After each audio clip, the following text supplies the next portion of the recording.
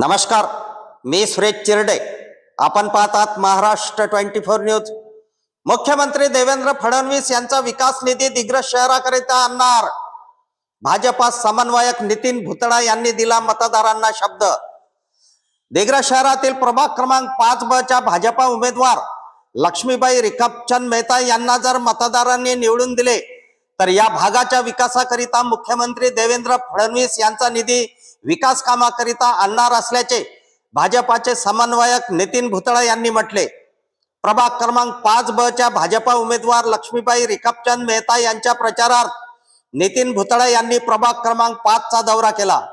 यावेळी भाजपा अल्पसंख्याक सेलचे जिल्हाध्यक्ष आतिकभाई महाराष्ट्रवाले, शहराध्यक्ष अभय इंगळे, मनोज राठोड, अनिल भरवारे, प्रमोद बनगिनवार, अरुण राठोड, सतीश मेहता, जागृती मेहता, चिराग मेहता, विजय अंबुरे, हनुमान रामावत यांच्यासह भाजपा पदाधिकारी, कार्यकर्ते, महिला उपस्थित होत्या. दिग्रस नगर परिषदच्या या प्रभाग 5च्या निवडणुकीकरता भारतीय जनता पार्टीच्या अधिकृत उमेदवार लक्ष्मीदेवीजी मेहता यांच्या निवडणूक प्रचारार्थ आज मी या ठिकाणी आलो आहे. निश्चितपणानं या ठिकाणी या प्रभागात फिरल्याच्या नंतर मोठ्या प्रमाणामध्ये लोकांच्या समस्या या ठिकाणी समोर आलेल्या आहे. या ठिकाणी नेहमी पूर येतो आणि त्यामुळं लोकांना प्रचंड नुकसान होतं आहे आणि त्याचबरोबर वेळोवेळी मोठ्या प्रमाणात जीवितहानी होण्याची सुद्धा शक्यता या ठिकाणी लोकांनी वर्तवलेली आहे.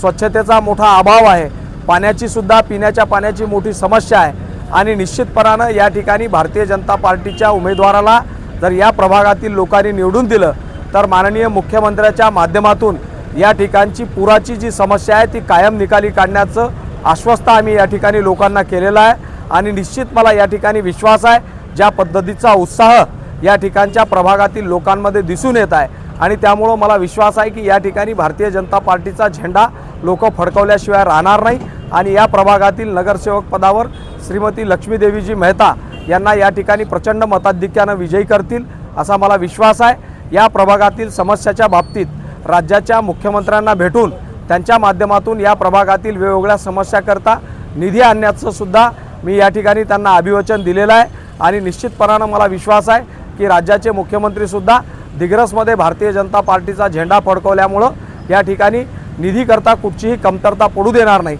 असा मला विश्वास आहे. आमच्या पुढील बातम्याचे अपडेट मिळवण्याकरिता आत्ताच आमच्या चॅनलला सबस्क्राईब करा व बेल आयकॉनवरती क्लिक करा. धन्यवाद.